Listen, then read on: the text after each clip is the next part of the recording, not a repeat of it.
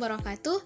Selamat datang di video pembelajaran ini. Kali ini kita akan menjelajahi bagaimana matematika berkembang pesat di Eropa pada abad ke-13 hingga abad ke-16, di mana para ilmuwan meninggalkan warisan besar bagi peradaban modern.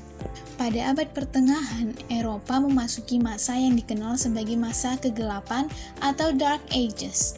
Setelah runtuhnya Kekaisaran Romawi pada abad ke-5, benua ini mengalami kemunduran dalam banyak aspek, termasuk ilmu pengetahuan, seni, dan teknologi. Dengan runtuhnya kekuasaan Romawi, sistem pendidikan dan pusat-pusat keilmuan yang penuh berjaya di Alexandria, Roma, dan Athena pun hancur. Dominasi gereja menjadi pusat otoritas utama.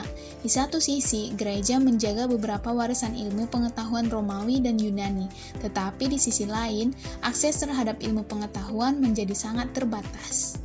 Khwarizmi dikenal sebagai bapak aljabar yang menciptakan metode sistematis untuk pemecahan persamaan.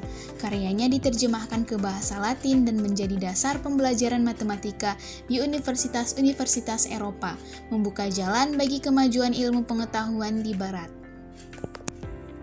Pada abad ke-13, Eropa mulai menerima pengaruh besar dari dunia Islam.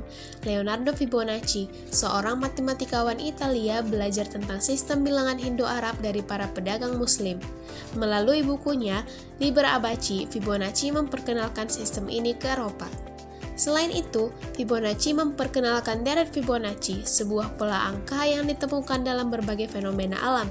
Inovasi ini membuat matematika lebih relevan dalam kehidupan sehari-hari. Pada abad ke-13 ini juga berdirilah Universitas Paris, Oxford, Naples, dan Padua.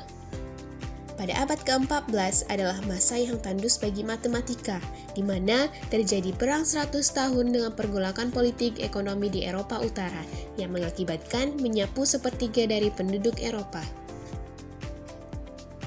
Di abad ke-14, Nicolas Resmes, seorang matematikawan Prancis, memperkenalkan penggunaan grafik untuk memvisualisasikan hubungan matematika. Ide ini menjadi dasar bagi perkembangan geometri analitik di masa depan. Abad ke-15.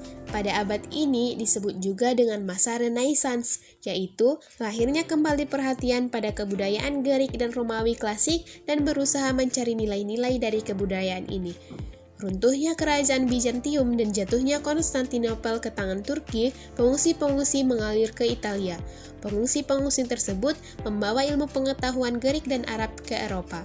Buku-buku ilmu pengetahuan yang diterjemahkan dari bahasa Greek dan Arab ke bahasa Latin mulai tersebar di Eropa. Pada abad ini juga ditemukan alat percetakan sehingga perdagangan buku ilmu pengetahuan pun turut berkembang. Kegiatan matematika pada abad ini berpusat di Italia, Nuremberg, Varna, dan Praha. Abad ke-16. Pada abad ke-16, Girolamo Cardano dan Niccolò Tartaglia membuat terobosan besar dalam aljabar. Mereka menemukan solusi untuk persamaan kubik dan kuartik yang sebelumnya dianggap mustahil untuk dipecahkan.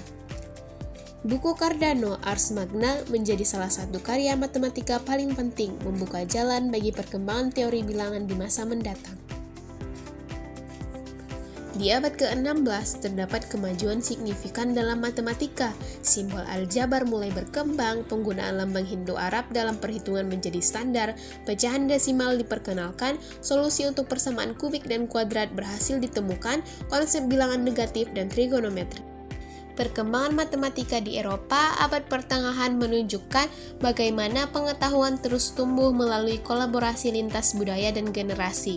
Warisan para ilmuwan ini menjadi dasar bagi ilmu pengetahuan modern yang kita nikmati saat ini. Terima kasih telah menyaksikan dan teruslah menjelajahi keindahan matematika.